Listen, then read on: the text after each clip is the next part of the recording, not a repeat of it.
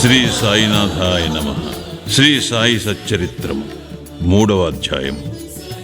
సాయిబాబా అనుమతి, వాగ్దానము, భక్తులకు బాబా నియమించిన పనులు, బాబా కథలు, సముద్ర మధ్యమున దీపస్తంభము, బాబా ప్రేమ, రోహిలా కథ, అమృతతుల్యములైన బాబా పలుకులు, సాయిబాబా యొక్క అనుమతియు వాగ్దానము.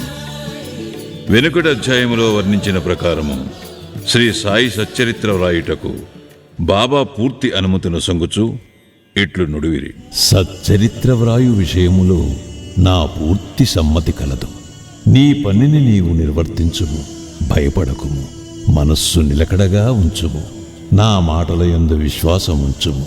నా లీలలు రాసినచో అవిద్య అంతరించిపోవును. శ్రద్ధాభక్తులతో వానిని వినిన వారికి ప్రపంచమందు వ్యామోహము క్షీణించును. బలమైన ప్రేమభక్తి కెరటములు లేచును. ఎవరైతే నా లీలలలో మునిగెదరో వారికి జ్ఞానరత్నములు లభించును. ఇది విని రచయిత మిక్కిలి సంతోషించెను. వెంటనే నిర్భయుండయ్యను. కార్యము జయప్రదముగా సాగునను ధైర్యము కలిగెను. అటుపైన శ్యామా వైపు తిరిగి బాబా ఇట్లనెను. ప్రేమతో నా నామము ఉచ్చరించిన వారి కోరికలన్నీ నెరవేర్చెదను. వారి భక్తిని హెచ్చించెదను. వారినన్ని దిశలయందు కాపాడెదను. ఎవరైతే మనఃపూర్వకముగా నాపై పూర్తిగా ఆధారపడి ఉన్నారో వారి కథలు వినునప్పుడు అమితానందమును పొందెదరు. నా లీలలను గానము చేయు వారికి అంతులేని ఆనందమును, శాశ్వతమైన తృప్తిని ఇచ్చేదనని నమ్ముము. ఎవరైతే నన్ను శరణు వేడెదరో, భక్తి విశ్వాసములతో నన్ను పూజించెదరో, నన్నే స్మరించెదరో, నా రూపమును తమ మనస్సును నిలుపుకునెదరో వారిని దుఃఖబంధముల నుండి తప్పింతును. ప్రాపంచిక విషయములన్నిటినీ మరచి నా నామమునే జపించుచు, నా పూజనే సల్పుచు, నా లీలలను చరిత్రమును మననము చేయుచు ఎల్లప్పుడూ నన్ను జ్ఞప్తియందుంచుకునివారు ప్రపంచ విషయములందెట్లు తగులుకుందురు. వారిని మరణము నుండి బయటకు లాగెదను. నా కథలు వినినచో సకల రోగములు నివారింపబడును. కావున భక్తి శ్రద్ధలతో నా కథలను విను. వానిని మనమున నిలుపుము. ఆనందమునకు, తృప్తికి ఇదియే మార్గము. నా భక్తుల యొక్క గర్వాహంకారములు నిష్క్రమించును. నా లీలలు వినువారికి శాంతి కలుగును. మనఃపూర్వకమైన నమ్మకము గలవారికి శుద్ధ చైతన్యముతో తాదాత్మ్యము కలుగును. సాయి సాయి అను నామమును జ్ఞప్తియందుంచుకున్నంత మాత్రమున చెడు పలుకుట వలన, వినుట వలన కలుగు పాపములు తొలగిపోవును. భక్తులకు వేర్వేరు పనులు నియమించుట. భగవంతుడు వేర్వేరు భక్తులను వేర్వేరు పనులకు నియమించును. కొందరు దేవాలయములు, మఠములు, తీర్థములలో నది ఒడ్డున మెట్లు మొదలగునవి నిర్మించుటకు నియమితులగుదురు. భగవంతుని లీలలను పాడుటకు కొందరు నియుక్తులగుదురు. కొందరు తీర్థయాత్రలకు పోవుదురు. సచ్చరిత్ర రచన నాకు నియమింపబడినది. విషయజ్ఞానము శూన్యమగుటచే ఈ పని నా అర్హతకు మించినది. అయినచో ఇంత కఠినమైన పని నేనెందుకు ఆమోదించవలను? సాయిబాబా జీవిత చరిత్రను వర్ణించగలవారెవ్వరు? సాయి యొక్క కరుణయే ఇంత కఠిన కార్యమును నెరవేర్చు శక్తిని నాకు ప్రసాదించినది.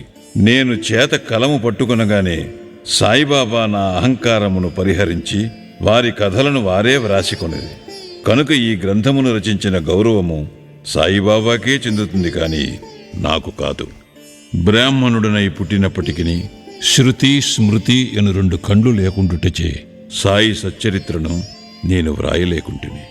కానీ భగవంతుని అనుగ్రహము మూగవానిని మాట్లాడినట్లు చేయును, కుంటివానిని పర్వతము దాటునట్లు చేయును. తన ఇచ్ఛానుసారము పనులు నెరవేర్చుకుని చాతుర్యము ఆ భగవంతునికే కలదు.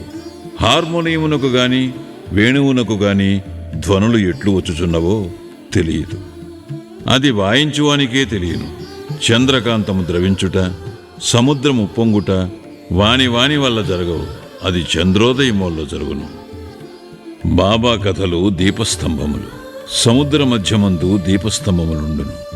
పడవలపై పోవువారు ఆ వెలుతురుతో రాళ్ళు, రప్పల వల్ల కలుగు హానులను తప్పించుకొని సురక్షితముగా ప్రయాణింతురు. ప్రపంచమను మహాసముద్రములో బాబా కథలను దీపములు దారిచూపును. అవి అమృతము కంటే తియ్యగా నుండి ప్రపంచయాత్ర చేయు మార్గమును సులభముగను సుగమముగను చేయును. యోగీశ్వరుల కథలు పవిత్రములు. అవి మన చెవుల ద్వారా హృదయమందు ప్రవేశించినప్పుడు శరీర స్పృహయును అహంకారమును ద్వంద్వ భావములను నిష్క్రమించును. మన హృదయమందు నిల్వయుండిన సందేహములు పటాపంచలైపోవును. శరీర గర్వము మాయమైపోయి కావలసినంత జ్ఞానము నిల్వ చేయబడును. శ్రీ సాయిబాబా కీర్తి వర్ణనలు ప్రేమతో పాడినగాని వినినగాని భక్తుని పాపములు పటాపంచలగును. కాబట్టి ఇవియే మోక్షమునకు సులభ సాధనములు. కృతయుగములో శమదమములు అనగా నిశ్చల మనస్సు శరీరము, త్రేతాయుగములో యాగము, ద్వాపరయుగములో పూజ, కలియుగములో భగవన్మహిమలను నామములను పాడుట మోక్ష మార్గములు. 4 వర్ణముల వారు ఈ చివరి సాధనమును అవలంబించవచ్చును. తక్కిన సాధనములు అనగా యోగము, యాగము, ధ్యానము, ధారణము అవలంబించుట కష్టతరము. కానీ భగవంతుని కీర్తిని మహిమను పాడుట అతి సులభము. మన మనస్సును మాత్రము అటువైపు త్రిప్పవలెను. భగవత్ కథలను వినుట వలన పాడుట వలన మనకు దేహాభిమానము తొలగిపోవును. అది భక్తులను నిర్మోహులుగా చేసి తుదకు ఆత్మసాక్షాత్కారము పొందినట్లు చేయును. ఈ కారణము చేతనే సాయిబాబా నాకు సహాయపడి నాచే ఈ సచ్చరితామృతమును వ్రాయించాను. భక్తులు దానిని సులభముగా చదువగలరు, వినగలరు. చదువునప్పుడు వినున్నప్పుడు బాబాను ధ్యానించవచ్చును. వారి స్వరూపమును మనస్సునందు మననము చేసుకునవచ్చును. ఈ ప్రకారముగా గురువునందు తదుపరి భగవంతుని యందు భక్తి కలుగును. తుదకు ప్రపంచమందు విరక్తి పొంది ఆత్మసాక్షాత్కారము సంపాదించగలుగుదుము. సచ్చరితామృతము రాయుట, తయారు చేయుట బాబా యొక్క కటాక్షము చేతనే సిద్ధించినవి. నేను నిమిత్తమాత్రుడుగానే యుంటిని. సాయిబాబా యొక్క మాతృప్రేమ. ఆవు తన దూడనెట్లు ప్రేమించునో అందరికీ తెలిసిన విషయమే. దాని పొదుగెల్లప్పుడూ నిండియే యుండును. దూడకు కావలసినప్పుడెల్లా కుడిచినచో పాలు ధారగా కారును. అలాగుననే బిడ్డకు ఎప్పుడు పాలు కావలనో తల్లి గ్రహించి సకాలమందు పాలిచ్చును. బిడ్డకు గుడ్డలు తొడుగుటయందును అలంకరించుటయందును తల్లి తగిన శ్రద్ధ తీసుకొని సరిగా చేయును. బిడ్డకు ఈ విషయమేమీ తెలియదు. కాని తల్లి తన బిడ్డలు చక్కగా దుస్తులు ధరించి అలంకరింపబడుట చూచి అమితానందము పొందును. తల్లి ప్రేమకు సరిపోల్చదగినదేదియూ లేదు. అది అసామాన్యము, నిర్వ్యాజము. సద్గురువులు కూడా ఈ మాతృప్రేమ వారి శిష్యులందు చూపుదురు. సాయిబాబాకు కూడా నా యందట్టి ప్రేమయుండెను. దానికి క్రింది ఉదాహరణమొకటి. 1916వ సంవత్సరంలో నేను సర్కారు ఉద్యోగము నుండి విరమించితిని. నాకీయ నిశ్చయించిన పింఛను కుటుంబమును గౌరవముగా సాకుటకు చాలదు. గురు పౌర్ణమి నాడు ఇతర భక్తులతో నేను కూడా షిరిడీకి పోయి తిని. అన్నా చించినీఖర్ నా గురించి బాబాతో ఇట్లా నేను, దయచేసి ఈ అన్నాసాహెబ్ యందు దాక్షిణ్యము చూపుము. వానికి వచ్చు పింఛను సరిపోదు. వాని కుటుంబము పెరుగుచున్నదే. వానికి ఇంకేదైనా ఉద్యోగం ఇప్పించుము. వాని ఆతురతను తీసి నిశ్చింతను కలుగు చేయుము. అందులకు బాబా ఇట్లు జవాబిచ్చాను. వానికి ఇంకొక ఉద్యోగము దొరుకును. కాని వాడిప్పుడు నా సేవతో తృప్తి పడవలను. వాని భోజన పాత్రలు ఎప్పుడూ పూర్ణముగానే ఉండును. అవి ఎన్నటికీ నిండుకొను. వాని దృష్టినంతటినీ నా వైపు త్రిప్పవలను. నాస్తికుల దుర్మార్గుల సహవాసమును విడువవలను. అందరి ఎడల అనుకోవ నమ్రతలు ఉండవలను. నన్ను హృదయపూర్వకముగా పూజించవలను. వాడిట్లు చేసినచో శాశ్వతానందం పొందును. నన్ను పూజింపుడను దానిలోనే ఈ నన్ను అనగా ఎవరు అను ప్రశ్నకు సమాధానము ఈ గ్రంథము యొక్క ఉపోద్ఘాతములో సాయిబాబా ఎవరు అను శీర్షిక క్రింద చెప్పిన దానిలో విశదీకరింపబడి ఉన్నది. చూడుడు. రోహిలా కథ. రోహిలా కథ విన్నచో బాబా ప్రేమ ఎట్టిదో బోధపడను. పొడుగాటివాడును, పొడుగైన చొక్కా తొడిగినవాడును, బలవంతుడునగు రోహిలాయొకడు బాబా కీర్తి విని ఆకర్షితుడై షిరిడీలో స్థిర నివాసము ఏర్పరచుకొనెను. రాత్రింబగళ్ళు ఖురానులోని కల్మాను చదువుచూ అల్లాహో అక్బర్ అని ఆబోతు రంకె వేయునట్లు బిగ్గరగా నడుచుచుండెను. అందువలన పగలంతయు పొలములో కష్టపడి పనిచేసి ఇంటికి వచ్చిన షిరిడీ ప్రజలకు రాత్రి నిద్రాభంగమును అసౌకర్యమును కలుగుచుండెను. కొన్నాళ్ల వరకు వారు దీనిని ఓర్చుకునిరి. తుదకు ఆ బాధ నోర్వలేక బాబా వద్దకేగి రోహిలా అరుపులు ఆపమని బ్రతిమాలిరి. బాబా వారి ఫిర్యాదును వినకపోవటే కాక వారిపై కోపించి వారి పనులు వారు చూచుకొనవలసినదే కాని రోహిలా జోలికి పోవద్దని మందలించిరి. రోహిలాకు ఒక దౌర్భాగ్యపు భార్య గలదనియు, ఆమె గయ్యాలి అనియు, ఆమె వచ్చి రోహిలాను తనను బాధ పెట్టుచున్నదనియు రోహిలా ప్రార్థనలు విని ఆమె ఏమీ చేయలేక ఊరక యుండుననియు బాబా చెప్పెను. నిజముగా రోహిలాకు భార్యయే లేదు. భార్య అనగా దుర్బుద్ధి అని బాబా భావం. బాబాకు అన్నిటికంటే దైవ ప్రార్థనలయందు మిక్కుటమగు ప్రేమ. అందుచే రోహిలా తరపున వాదించి ఊరిలోని వారి నోపికతో నోర్చుకుని ఆ అసౌకర్యమును సహింపవలసినదనియు అది త్వరలో తగ్గుననియు బాబా బుద్ధి చెప్పెను. బాబా యొక్క అమృతతుల్యమగు పలుకులు. ఒకనాడు మధ్యాహ్నం హారతైన పిమ్మట భక్తులందరూ తమ తమ పసలకు పోవుచుండిరి. అప్పుడు వారికి బాబా ఈ క్రింది చక్కని ఉపదేశమిచ్చిరి.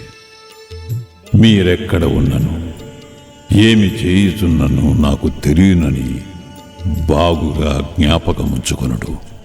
నేనందరి హృదయముల పాలించువాడను, అందరి హృదయములలో నివసించువాడను.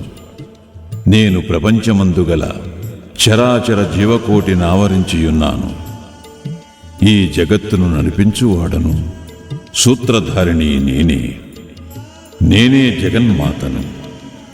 త్రిగుణముల సామరస్యమును నేనే, ఇంద్రియ చాలకుడను నేనే, సృష్టి స్థితి లయకారకుడను నేనే. ఎవరైతే తమ దృష్టిని నా వైపు త్రిప్పెదరో వారికి ఏ హాని గాని బాధ కాని కలుగదు. నన్ను మరచిన వారిని మాయ శిక్షించును. పురుగులు, చీమలు తదితర దృశ్యమాన చరాచర జీవకోటి అంతయు నా శరీరమే, నా రూపమే. ఈ చక్కని అమూల్యమైన మాటలు విని వెంటనే నా మనస్సులో ఏ నౌకరీ కొరకు యత్నించక గురుసేవలోనే నిమగ్నమగుటకు నిశ్చయించుకుంటుని. కాని అన్నా చించినీకరు ప్రశ్నకు బాబా చెప్పిన సమాధానము నా మనస్సునందుండెను. అది జరుగునా లేదా అని సందేహము కలుగుచుండెను. భవిష్యత్తులో బాబా పలికిన పలుకులు సత్యములైనవి. నాకొక సర్కారు ఉద్యోగము దొరికెను. కాని అది కొద్ది కాలము వరకే. అటు పిమ్మటి వేరే పని ఏదియూ చేయక శ్రీ సాయి సేవకు నా జీవితమంతయు సమర్పించితిని. ఈ అధ్యాయమును ముగించబోవు ముందు చదువరులకు నేను చెప్పేదేమనగా, బద్ధకము, నిద్ర, చంచల మనస్సు, దేహాభిమానము మొదలగు వానిని విడిచి వారు తమ యావత్తు దృష్టిని సాయిబాబా కథల వైపు త్రిప్పవలను. వారి ప్రేమ సహజముగా నుండవలను. వారు భక్తి యొక్క రహస్యమును తెలుసుకుందురుగాక. ఇతర మార్గమును అవలంబించి అనవసరముగా అలసిపోవద్దు. అందరూ ఒకే మార్గమును త్రొక్కుదురుగాక, అనగా శ్రీ సాయి కథలను విందురుగాక. ఇది వారి అజ్ఞానమును నశింపచేయును, మోక్షమును సంపాదించి పెట్టును. లోభి ఎక్కడ ఉన్నప్పటికీ వాని మనస్సు తాను పాతుపెట్టిన సుత్తునందేయుండునట్లు బాబాను కూడా ఎల్లరూ తమ హృదయములందు స్థాపించుకుందురుగాక. 3వ అధ్యాయం సంపూర్ణం. సద్గురు శ్రీ సాయినాథార్పణమస్తు. శుభం భవతు.